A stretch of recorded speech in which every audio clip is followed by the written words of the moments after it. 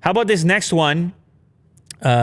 President of China shows up in a $1,000 parka and boosts shares of the company. Now, you know about parkas, right? I know a thing or two. You heard about, you know Arc'teryx, right? Yeah. Yeah, they make Very popular. high quality stuff. Yeah. No. Arguable. Whoa. People. Not me. I think they make good stuff. You're taking shots. Shots fired. Not me. From some people. I never heard somebody say negative things. What did you hear?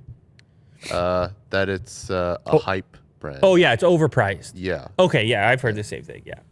That's fine. But I think it actually works. I mean, this guy, you think he's rocking that subpar stuff? He rock whatever he wants. Look at him. You see the way he's wearing that jacket right there? Yeah. I mean, is he cozy? Very. Is he comfy? Yeah. Yeah, so he's wearing a high-end Arc'teryx parka while inspecting the site of the 2022 Winter Olympics. And this drove up parent company Anta Group's share price big time. They're coming for the likes of Nike and Adidas. They want to become China's top sportswear label. Now, you may not know this, but that group that owns Arc'teryx, Chinese group, came in with like $5 billion and bought a number of different brands. Arc'teryx, based in North Vancouver, British Columbia. Shout out British Columbia as well, I should say. But it wasn't just their brand that was purchased. Listen to this for a second. Let me tell you. I got to get to the bottom of it. Oh, here we go. Not yet. Well, that looks pretty comfy. It was, here we go. His posse. Wilson, Solomon, Peak Performance, and Arc'teryx was purchased for $5.2 billion. And before that, the company, the sportswear brand, Anta, wasn't known outside of China at all. But they pick up those brands and they're like, well, bingo, now people know us worldwide. And originally, that group of brands was headquartered in Finland. Now, they actually have about 15% of the market, I believe, for high-end sports gear in China. $43 billion annually.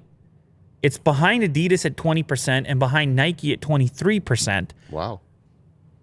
But that's pretty close.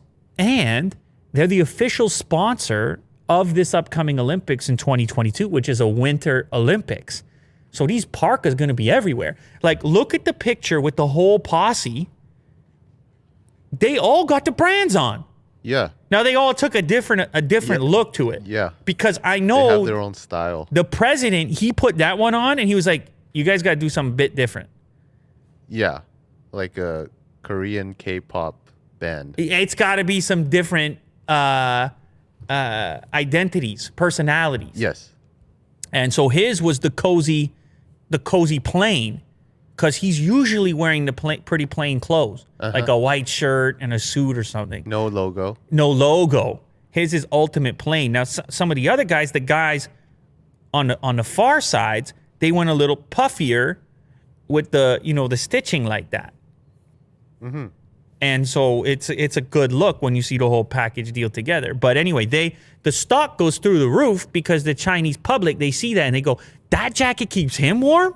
I'm about to splurge on a parka. Yeah, and they're not cheap either. They're, like you said, $1,000 for at least this one. Look at that parka. You can't find it right now. They look good. I might show up in this parka right here. All right, yeah. You see what I mean? Buy a few. That's the effect that happens right there. One guy wears a parka, and look what takes place.